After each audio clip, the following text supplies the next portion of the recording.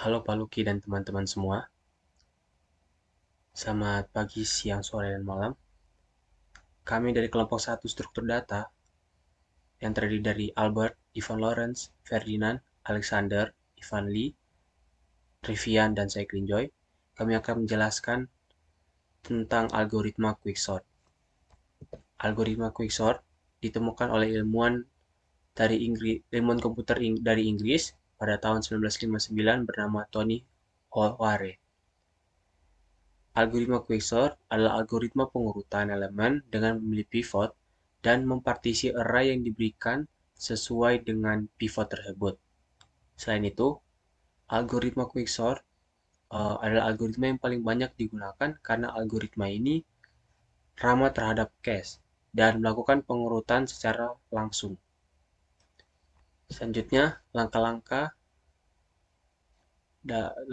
dalam algoritma quicksort.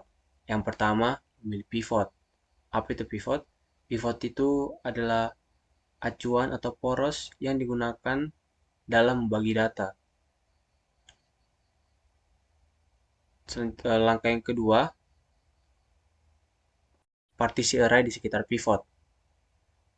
Setelah kita mempartisi, bisa dipastikan bahwa semua elemen kiri lebih kecil dari semua elemen di kanan.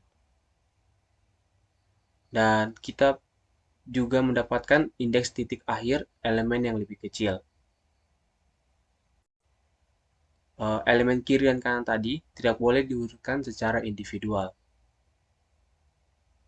Eh, Elemen kiri dan kanan juga menjadi bagian dari sub array kiri atau sub array kanan. Langkah ketiga, kita akan memanggil dua sub array kiri dan kanan dan dipartisi secara rekursif. Maksudnya itu kita akan di dalam sub array kiri dan kanan itu kita akan kembali memilih pivot dan selanjutnya akan melakukan partisi di sekitar pivot tersebut untuk mengurutkan sub array tadi sehingga bisa terurut secara rekursif. Dan langkah yang keempat, kita akan menghentikan rekursif ketika hanya ada satu elemen yang tersisa. Maksudnya itu eh, di dalam jika dalam array atau sub array tadi hanya terdapat satu elemen saja, maka tidak perlu lagi adanya rekursif dan bisa dipastikan bahwa elemen tersebut sudah sesuai dan berada di tempat yang benar. Itu tadi empat langkah yang dilakukan di dalam algoritma quicksort. Selanjutnya, penjelasan selanjutnya akan dilanjutkan oleh teman saya Ivan Lee. Terima kasih. Oke, kemudian ada letak pivot. Nah, letak pivot ini memiliki tiga macam. Yang pertama adalah elemen pertama dan terakhir. Masalah dengan pendekatan ini adalah berakhir pada kasus terburuk saat array sudah diurutkan.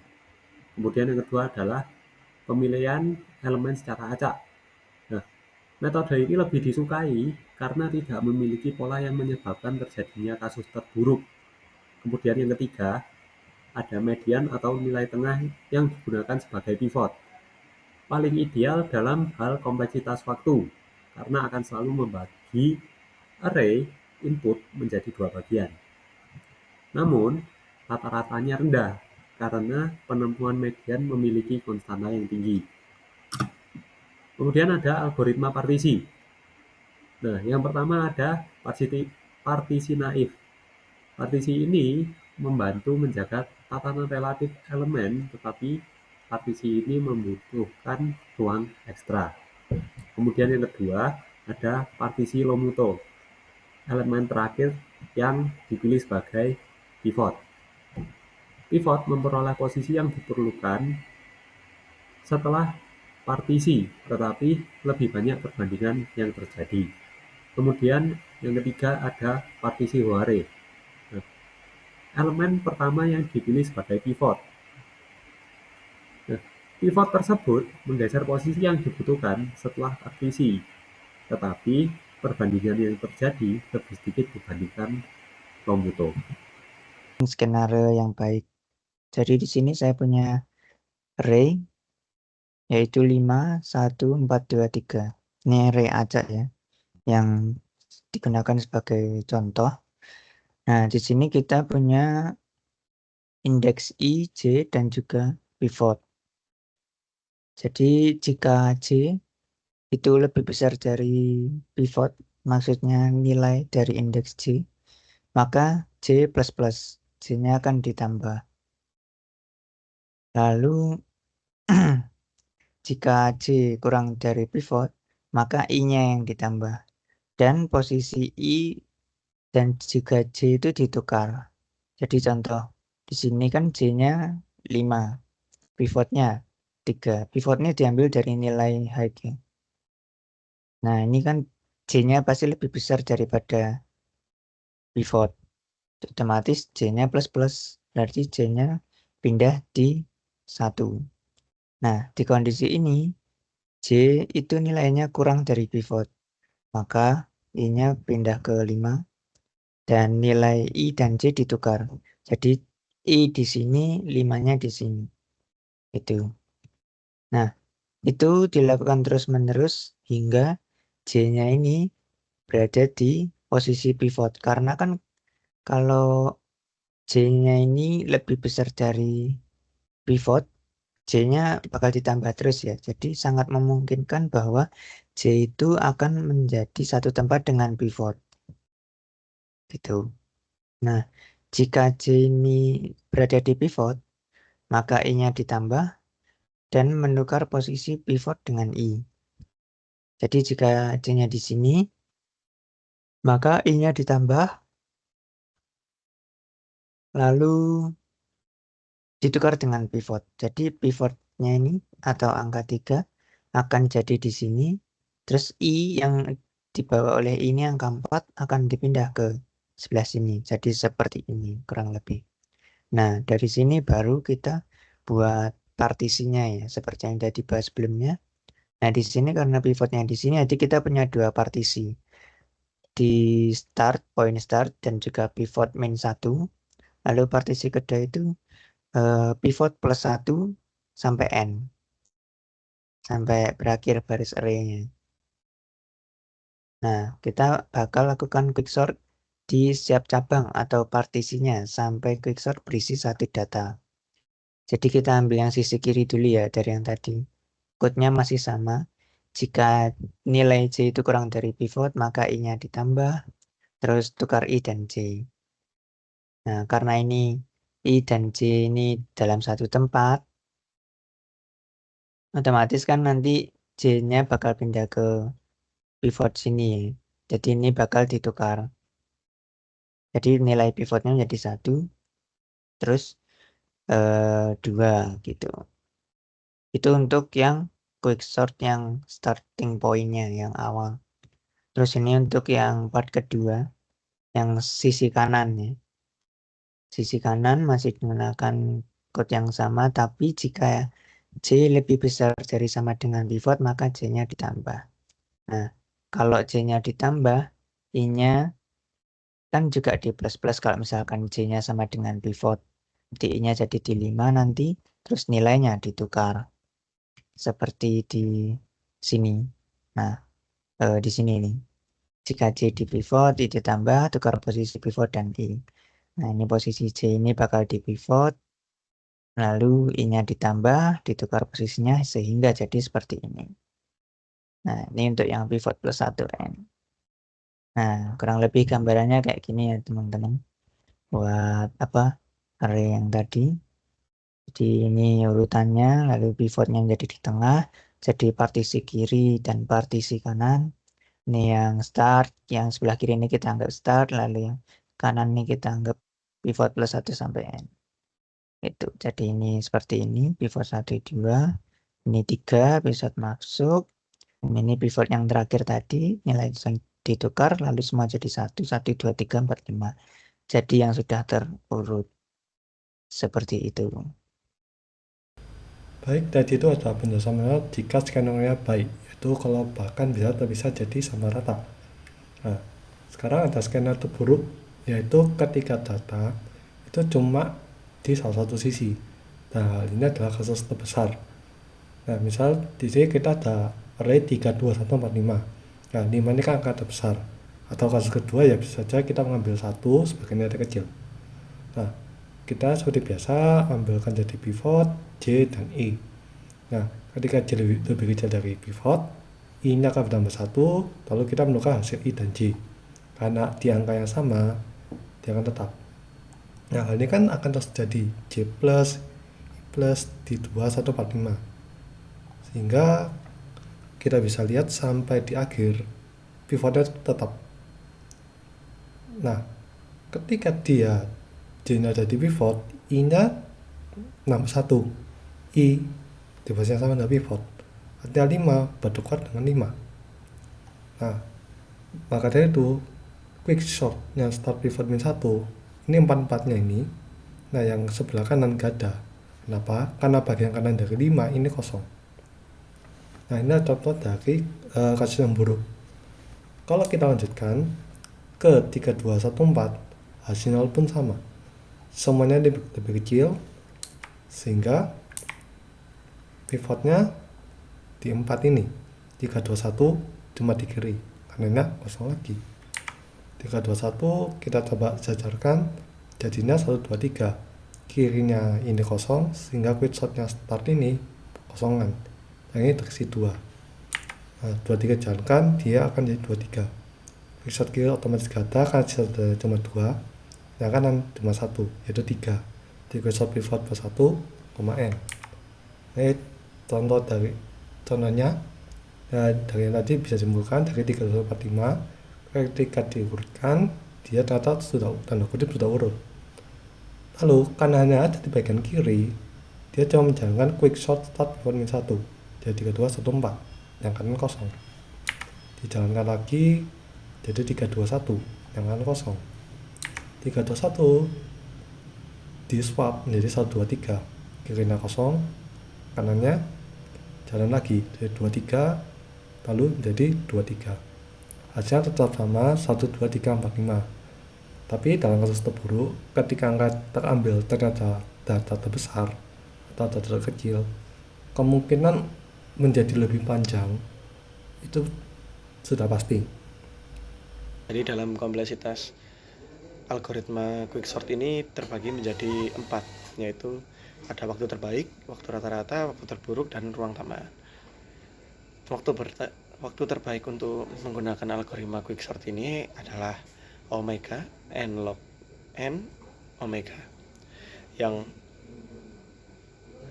ketika pivot yang dipilih pada setiap langkah membagi array menjadi 2 bagian sama persis. Nah, untuk yang kedua adalah waktu rata-rata, yaitu theta dalam kurung n log dalam kurung n tutup kurung, yang sama dengan theta sama dengan tight bound. Ketika pivot yang dipilih pada setiap langkah membagi array menjadi 2 bagian hampir sama persis. Itu adalah waktu rata-rata untuk menjalankan algoritma quicksort ini. Ketiga ada waktu terburuk, yaitu big O n kuadrat, atau O dalam kurung big O sama dengan upper bound. Ketika pivot yang dipilih buruk, misalnya elemen terkecil atau terbesar, yang membagi array menjadi 1 bagian yang sangat besar dan 1 bagian yang sangat kecil, jadi tidak balance begitu. Ruang tambahan yaitu big O 1 itu adalah jika kita tidak mempertimbangkan ruang tumpukan rekursif. Jika kita mempertimbangkan ruang tumpukan rekursif, maka dalam kasus terburuk quicksort dapat menghasilkan big O dalam kurung n. Gitu. Berikut adalah beberapa kegunaan untuk algoritma quicksort ini, yaitu algoritma pengurutan yang Sering digunakan sebagai blok bangunan untuk algoritma pengurutan hibrida seperti tim sort, digunakan dalam fungsi pengurutan bawaan Python. Yang kedua ada menjadi sistem basis data. Dalam sistem basis data, dia bisa menyortir catatan secara efisien dalam sistem manajemen basis data.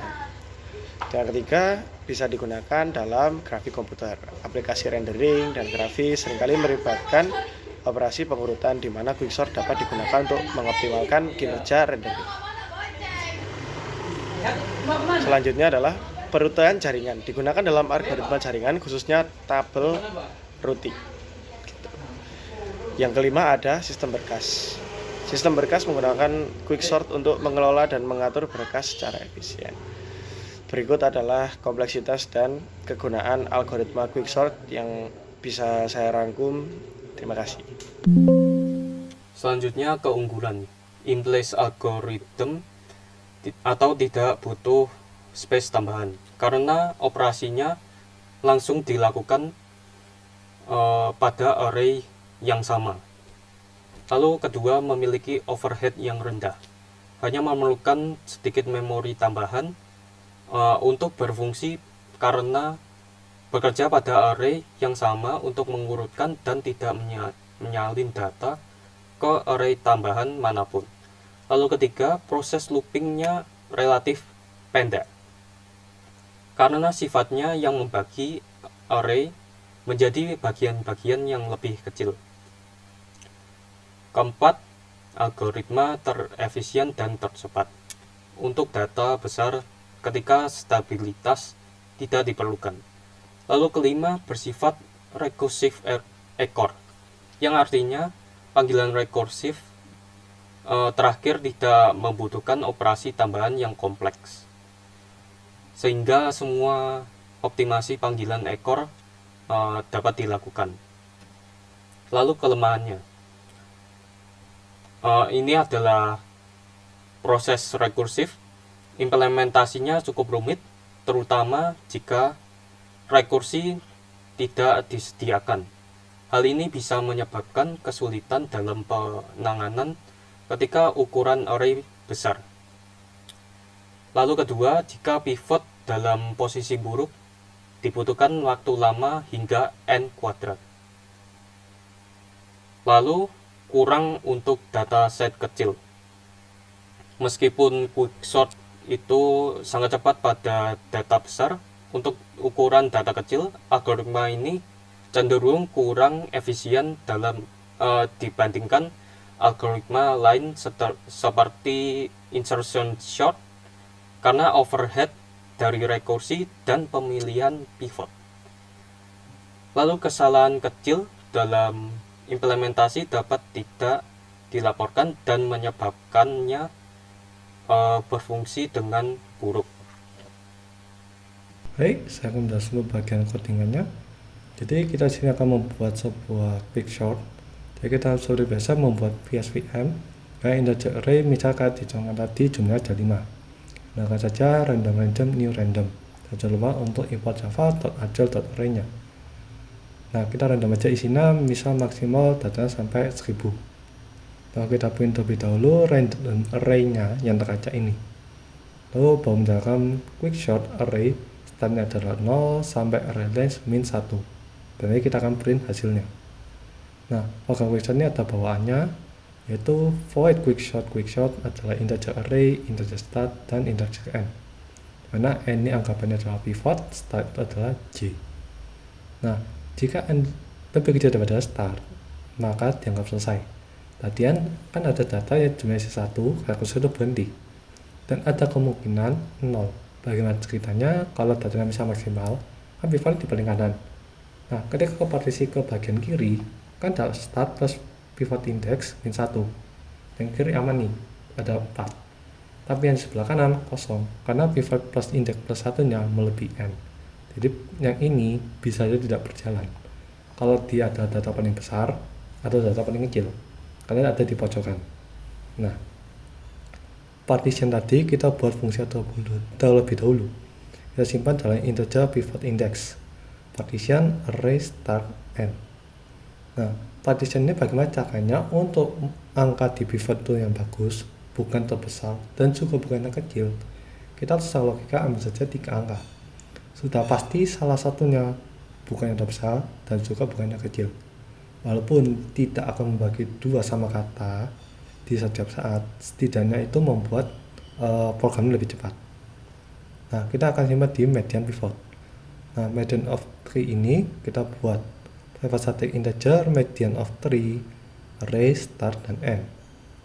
Dengan nilai tengah atau mediannya adalah start ditambah panjangnya array itu dibagi 2. Nah, kenapa seperti ini? Ingat, indeks itu nggak harus mulai dari start itu paling kiri atau 0, dan end itu bukan yang paling terakhir. Karena ketika terbelah 2, posisi start dan end itu sudah berubah. Karena itu dipakailah start plus dalam kurung end min start, jumlah panjangnya array itu dibagi 2. Kalau cuma end dibagi 2, hasilnya bakalan error. Nah, untuk menggunakannya kita urutkan saja start, mid, sama end. Start paling kecil, end paling besar, mid di tengah-tengah. Jadi ketika start lebih besar dari mid, kita tukar dengan swap. Swap dengan sistem sederhana private static void swap integer array dengan 2 integer i dan j. Temporary adalah array i, array diisi dengan j, dan j diisi dengan temporary. Nah, kita swap. Start lebih besar dari mid, kita swap. Start lebih besar dari end, kita swap. Mid lebih besar dari end, kita swap. Lalu kita return mid. Kita dapatkan hasilnya yang di tengah-tengah. Nah, hasil dari metode ini kita masukkan ke sini. Sudah ketemu nih. Nah, kita masukkan swap array median pivot end. Nah, pivot yang di paling kanan kita tukar hasilnya dengan yang di tengah tadi itu. Kita switch. Nah, paling kanan baru kita jadikan pivot. Nah, fungsi integer pivot adalah array n. Nah, startnya adalah j. Kita buat sebuah i di kirinya 1. Jadi ditulisnya adalah integer i sama dengan start min 1. Barulah kita menggunakan program untuk recursive for. Integer j adalah start dan j lebih kecil dari n, dan j akan bergeser sebelah kanan. Kita buat j++. Nah, kalau angkanya lebih kecil daripada pivot, i-nya ini akan bergeser 1 ke kanan, i++, dan kita akan tukar hasilnya antara i dengan j. Nah, kalau i sama j tukar. Nah, kalau i sama j nya sama, bagaimana? Ya berarti tanda kutip dia tetap, karena perubahannya angkanya sama. Nah, ketika j ini bergeser terus sampai dia menentu n, sampai menentu pivot, ini j, ini pivot, i nya ini di swap lagi, tapi maju 1. Jadi swap array i plus 1 n, tukar. Pivotnya beda ke sini, ke tengah ini. Ke tengah-tengah ini kita simpan dengan return i plus 1. Barulah itu quickshot yang pertama. Sebenarnya tadi yang datanya ada 5, itu yang pertama. Kebelah dua-dua di partisi, dicek dulu di quickshot. Yang 2 ini sudah selesai belum? Oh, ternyata belum selesai. Dimasukkan lagi ke program quickshot. Mulai lagi partition, jalankan terus sampai nanti di paling bawah akan 1 atau 0. Ketika semua sudah terkumpul, naik, jadilah nanti data paling kecil ada di kiri, paling besar di sebelah kanan.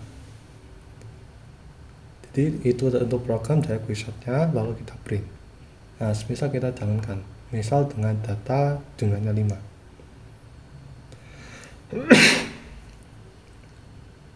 Nah, jalan misal 887, 409, 97, 212, 613, terurut sangat rapi.